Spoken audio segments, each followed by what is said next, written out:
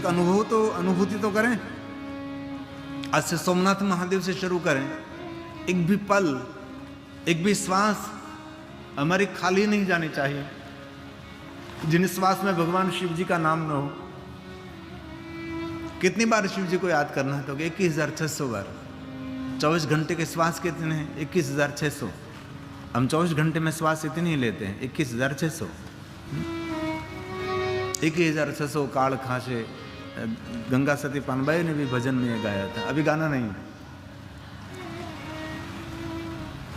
और कभी आपको चिदंबरम जाने का अवसर मिले ना, वहाँ नटराज मंदिर, भगवान की मूर्ति पूजा हो रही है, वहाँ के भगवान की प्रतिमा श्रृंगार पूजा शिव जी की पूरी स्वर्ण से बनी हुई, सोना चांदी हीरे मोती से सुंदर भगवान का श्रृंगार होता है। नटराज भी है, नटवर भी, दोनों के मंदिर साथ में। भगवान विष्णु भगवान का भी मंदिर है वहाँ, और वहाँ शिव जी का, दोनों की प्रतिमा मूर्ति में। उसका जो घुम्मट है ना, वहाँ भी 21,600 सुवर्ण की बड़ी बड़ी पाकड़ी, और पूरा घुम्मट ये सुवर्ण से बनाया हुआ है चिदंबरम में। ऊपर किसी को जाने नहीं देते, लेकिन मुझे परमिशन मिल गई थी, इसलिए मैं एकदम घुम्मट के ऊपर वहाँ देखने के लिए गया था।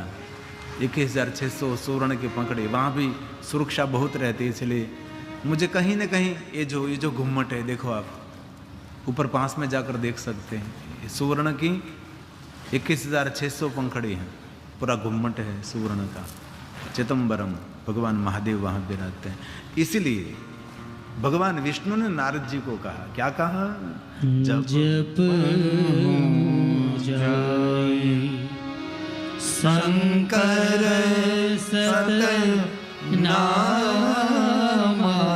चलता बेचता उठता खाता पीता ऊँगता जागता, घर में वन में शमशान में, पवित्र अवस्था में अपवित्र में, निरंतर निरंतर निरंतर निरंतर जपे।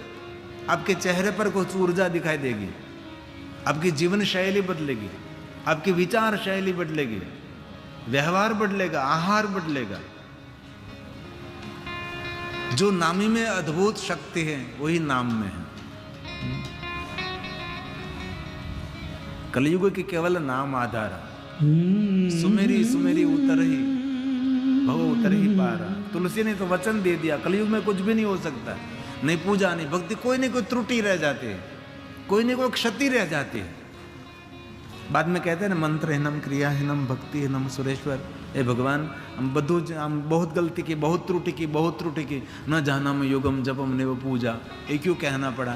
क्योंकि कलयुग है, इसीलिए तुलसी ने कह दिया नाम में कोई गलती नहीं होती। कलयुग केवल नाम आधारा, कलयुग केवल नाम आधारा। बस स्मरण करना है, याद करना है। सुमेरी सुमेरी भव उतरहि पारा। बस इतना याद रखना है। सुमेरी सुमेरी भव उतरहि पारा। श्री राम श्री राम जय राम जय जय राम। श्री राम जय राम जय जय राम। श्री राम जय राम जय जय राम। श्री राम जय राम जय जय राम। बोलिए साथ में। श्री राम जय जय जय राम। श्री राम जय राम जय जय राम। श्री राम जय राम जय जय राम। श्री राम जय राम जय जय राम। नमः शिवाय नमः शिवाय नमः शिवाय।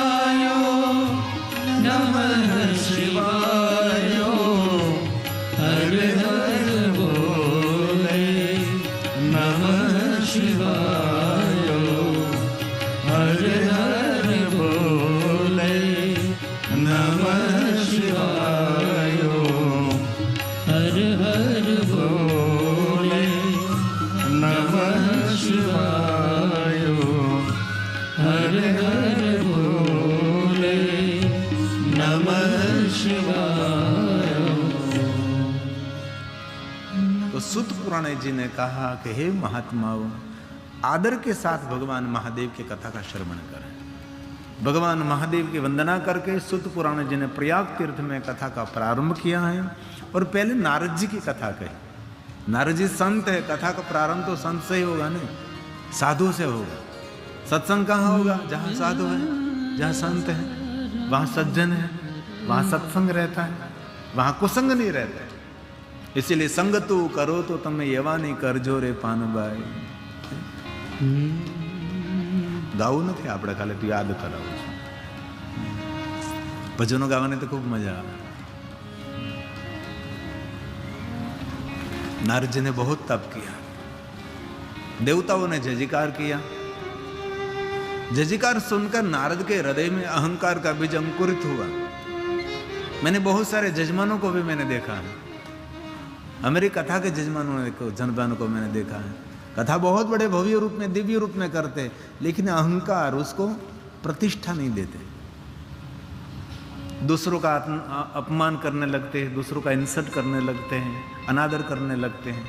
तब उसको जो मिलना चाहिए, मैं यहाँ से कितना ही भाव प्रकट करूँ उसके प्रति, और मेरा कर्तव्य बनता है कि जिस अजमान के भाव से मैं कथा गा रहा हूँ, इस जजमान का मान सम्मान शान बढ़नी चाहिए। इतना मैं जजमान को उपसा देता हूँ कि मेरे भक्त लोग, मेरे भगवान की कथा के श्रोता उसको महादेव जैसे मानने लगते हैं, भगवान जैसा दर्जा देने लगते हैं, जजमान का सम्मान करने लगते हैं, जजमान को प्रणाम करने लगते हैं, जजमान के आगे दो आंसू गिराते हैं कि आपके माध्यम से। मैंने बहुत ऐसे गांवों को देखा है, पूरा गांव उसका आदर करने लगता है, इतना मान सम्मान बढ़ जाता है। क्योंकि भगवान की कथा करने से भगवान जितना सम्मान मिलता है, लेकिन इस सम्मान और इस मान की, इस गरिमा की, प्रतिष्ठा का जतन करना उसका कर्तव्य रहता है। मैं कैसे दूसरों के साथ व्यवहार करूं, मैं कैसे मैं वाणी वर्तन करूं, ये बहुत बड़ा काम रहता है। बहुत सारे जजमान की प्रतिष्ठा मान सम्मान मिल जाते, अहंकार के कारण वो फिर गिर जाता है। नारद जी के जीवन में यही हुआ। इतना बड़ा तप नारद जी ने किया, देवताओं ने जयकार, ऋषि मुनियों ने जयकार किया, लेकिन जयकार सुनकर हमारी कोई निंदा करे हमारे लिए कोई खतरा नहीं है। हमारी प्रशंसा हमारे लिए जीवन का बहुत बड़ा रुकावट है। प्रशंसा से व्यक्ति रुक जाता है, आगे नहीं बढ़ सकता। इसलिए प्रशंसा, माँ बाप कभी अपने बच्चों की प्रशंसा नहीं करते, कमियां ही ढूंढते हैं। और सदगुरु कभी अपने शिष्य की प्रशंसा नहीं करते, सदगुरु हमेशा उसको डांटते रहते हैं। कोई न कोई कमियां ढूंढते रहते हैं, कोई न कोई कमियां। वो प्रीतिश बैठा बैठा हंसता रहता है कि इतना मैं काम करता हूँ तो अभी बाबूजी पूरे दिन मेरे पर प्रहार करते हैं। जो कि प्रतिमा को निर्माण करना है तो शिल्पकार को कभी दया पत्थर पर नहीं रखनी चाहिए, तो ही इसमें से भगवान की प्रतिमा बनेगी। किसी को तैयार करने के लिए दिलीप तो चला गया, दिलीप ने तो इतनी मेरी गाली खाई है। पहले कनु भाई को मैं यहाँ से छोटी खंजरी मारता था, मैं कुछ गलती करता था, कुछ मैंने बहुत सिखाया, कुछ भी भूल जाते थे। यहाँ बैठ कर मैं उसको कड़ताल मारता था, मैं क्यों भूल जाते आप। बाद में इतना तैयार किया। गांव में से हम निकले थे, अनपढ़ लोग निकले थे। घनश्याम भी कहीं संगीतशाला में नहीं गया, कनु भाई कहीं संगीत सीखने के लिए नहीं गया। 97वीं कथा में कनु भाई तबला बजाने के लिए आए थे। हरिद्वार में कथा थी, फक्त 97वीं कथा 97, कनु भाई तबला बजाने के लिए आए थे। बाद में मुझे पता लगा कि आपको तो गाने का भी आता है। 1 महीना तक मैंने मेरे घर रखा, उसको बुलाया, निरंतर गाते रहे, पूरा कथा का क्रम बनाया हमने। और कुछ भी नहीं आता था तो इतना मैं उसको डांटता था। कोई सदगुरु जब अपनी प्रशंसा करें तब हमारे जीवन का पूर्ण विराम हो जाता है। इसलिए कभी अपने शिष्य की कभी प्रशंसा नहीं करनी चाहिए, उसकी कमियां निकालो। माँ कभी अपनी बेटी की प्रशंसा नहीं करते, माँ हमेशा बेटी को डांटते रहते। एक बात कहूँ, बहुत समय से नहीं कहा, जिस बेटी ने माँ की डांट खाई है ना, उसको सास की डांट खानी नहीं पड़ेगी। आज मैं एक सूत्र पढ़ रहा था, बहुत सुंदर सूत्र था, गुजराती में था कि विचारीए छे कि सारो समय आवशे त्यारे करशुं, पण सारो समय जीवन में कोई दिवस आवतो ज नथी। आज જ સારો સમય છે, આજથી શરૂઆત કરો. બીજું એક સૂત્ર મને બહુ સરસ ગમ્યું. હાથીને મારવો એ કાંઈ મર્દાનગી નથી. જૈન મહારાજનું સૂત્ર હતું, બહુ સુંદર સૂત્ર હતું. આજ મેં ખીચામાં કંઈ કાપલી લઈને આવ્યો છું. હોય તો મેં કપડાં પહેરતો હતો, એમાંથી કપડામાં ઇસ્ત્રી કરવાવાળા કાગળ મૂકે ને, ઇસ્ત્રી કરવાવાળા કાગળ મૂકે તો એ કાગળ નીકળતો હોય. કાગળ આમ નીકળ્યો એટલે આમ પડ્યો એટલે મારું ધ્યાન ગયું.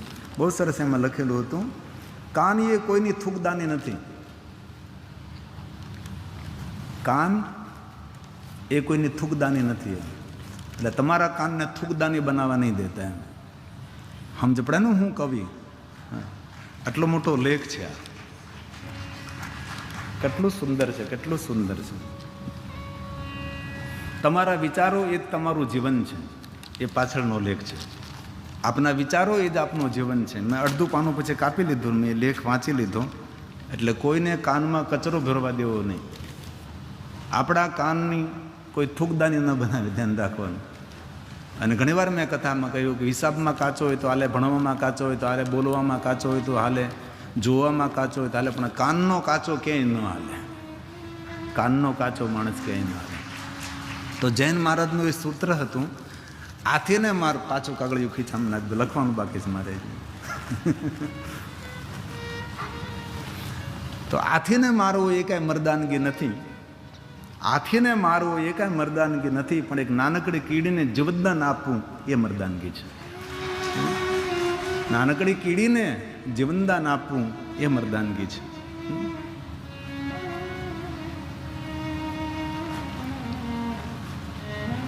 इसलिए कोई आपकी निंदा करे वो जीवन का खतरा नहीं है. कोई प्रशंसा करे वहां से पूर्ण विराम हो जाता है.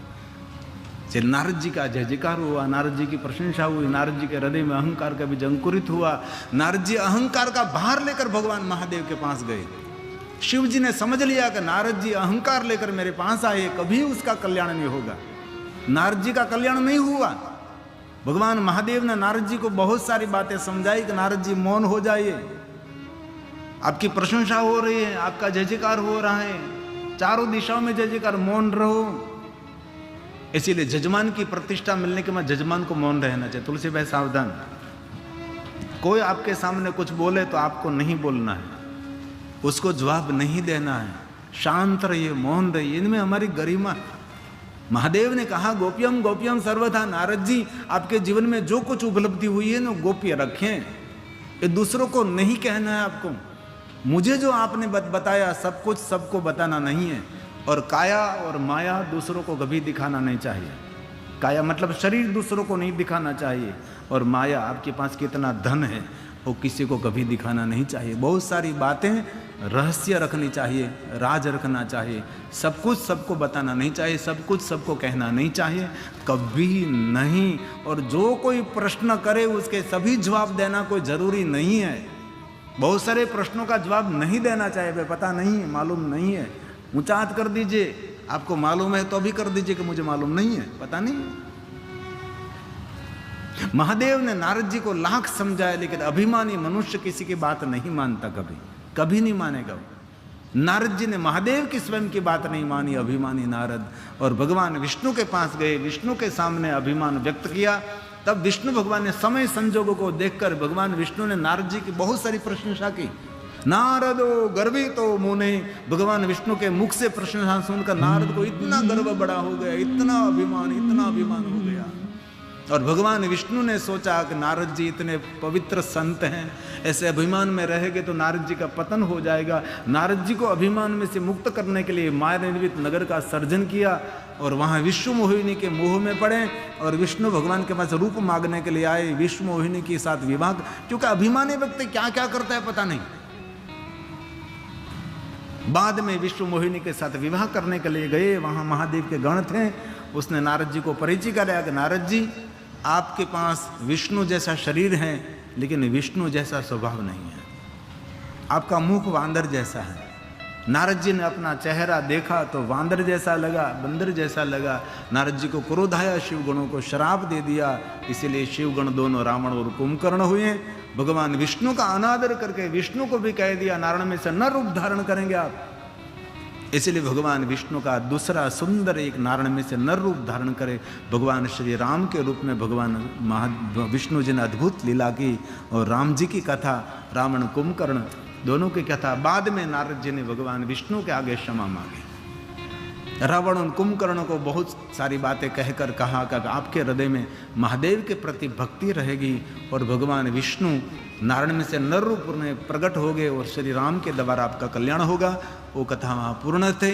बाद में भगवान विष्णु जी को नारद जी कहने लगे, भगवान मेरे हृदय में संताप हो रहा है, संताप में से मैं कैसे मुक्त हो सकूं, मुझे कुछ मार्गदर्शन करें। भगवान विष्णु जी ने नारद जी को मार्गदर्शन किया है। नारद, संताप में से छूटने के लिए पहला उपाय है भाल में भस्म का त्रिपुंड करें। और मैं दिल से कहता हूं, आपके हृदय में उद्वेग है, भय है, अटूट भय है, निरंतर चित्त विचलित रहता है, चित्त विचलित रहता है, भस्म का त्रिपुंड करें, अंग पर भस्म का त्रिपुंड करें, मन आनंदित होने लगेगा। हमारे जूनागढ़ी महात्माओं के पास कुछ भी नहीं होता, लेकिन अंग पर भस्म लगाता है, फकीरी में आ जा, अलग फकीरी हो जाते। अभी नहीं गाना है, बाद में गाना है। ये तैयार हो गए गाने के लिए, अलग फकीरी शिव शिव गाऊ છે आप ढहा पड़े बोलो।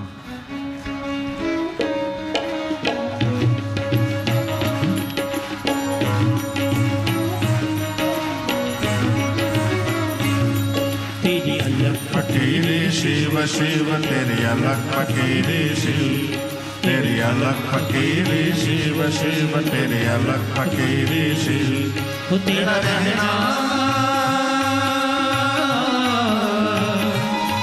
तेरा रहना है कैलाश शिखर, तेरी अलग फकीरी शिव शिव, तेरी अलग फकीरी शिव शिव, तेरी अलग फकीरी शिव, तेरी अलग फकीरी शिव शिव, तेरी अलग फकीरी शिव।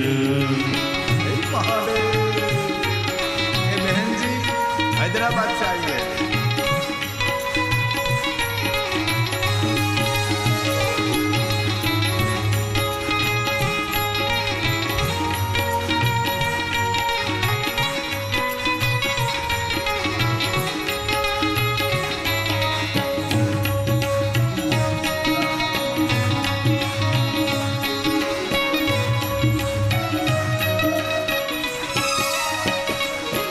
दिल से जब कोई तुझको पुकारे, सब भक्तों के वो काज सवारे।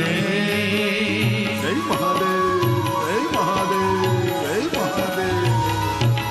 दिल से जब कोई तुझको पुकारे, सब भक्तों के वो काज सवारे। शरण में तेरे जो शीश नमावे, मन वांछित करे वो ही पावे। मैं हर दम तेरे पास रहूं, तेरे चरणों का मैं दास रहूं।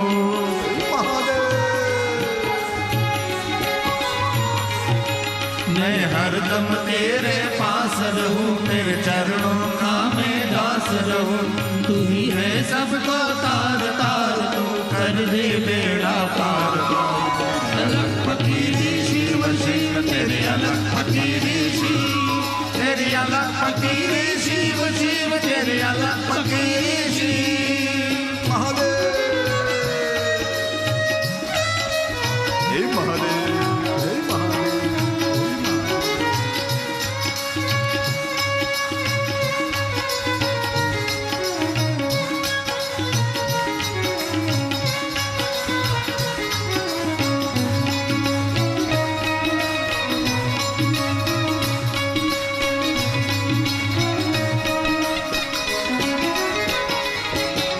रुद्र रूप जब तो दिखलाए, महिमा तेरे कोई समझ न पावे।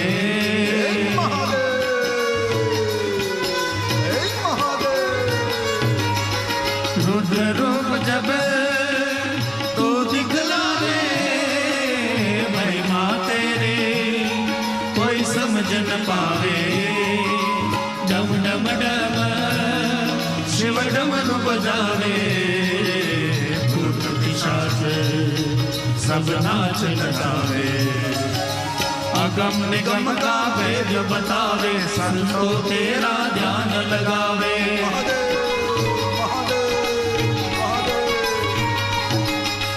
अगम निगम का भेद बतावे संतो तेरा ध्यान लगावे तू ही है सबको तार तार तो कर दे बेड़ा पार पार के अलग फकीरी तेरे अलग फकीरी शिव तेरी अलग फकीरी शिव शिव तेरी अलग फकीरी शिव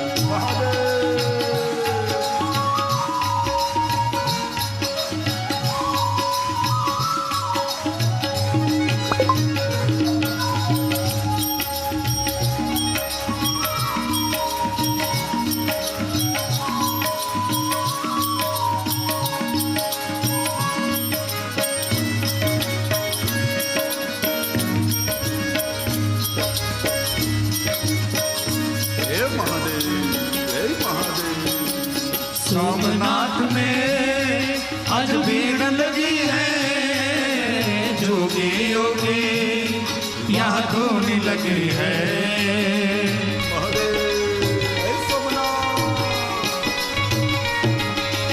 सोमनाथ में आज भीड़ लगी है जोगी योगी यहाँ धोनी लगी है रसिक है में लिखता ही जाओ मैं शिव बालक उसी गा के सुनाओ मैं भी गाओ तुम भी गाओ शिव चरण में लीन हो जाओ हर हर हर हर महादेव मैं भी गाओ तुम भी गाओ शिव चरण में लीन हो जाओ तू ही है सबको तार तार तो कर दे बेड़ा फकीरी शिव शिव तेरे अलग फकीरी शिव तेरे अलग फकीरी शिव शिव तेरे अलग फकीरी शिव तेरा रहना तेरा रहना है कैलाश शिखर तेरे अलग फकीरी शिव शिव तेरे अलग फकीरी शिव शिव तेरे अलग फकीरी शिव तेरे अलग फकीरी शिव शिव तेरे अलग फकीरी तेरी अलग फकीरे शिव शिव तेरी अलग फकीरे शिव तेरी अलग फकीरे शिव शिव तेरी अलग फकीरे शिव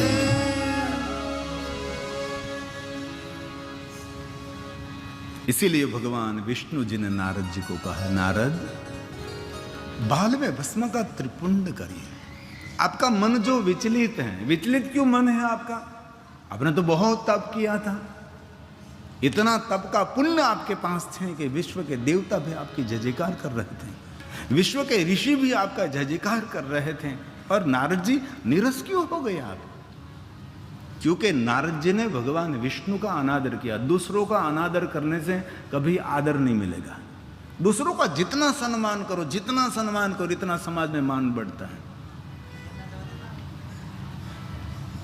सरलता सज्जनों की श्रेष्ठ ओळखाण છે સજ્જન માણસ હોય સરળ હોય છે ભલે દૂરથી એમ લાગતો હોય કે ઓહો બહુ મોટું છે પણ તમે નજીક જાઓ ત્યારે ખબર પડે કે આ તો બહુ સરળ માણસ છે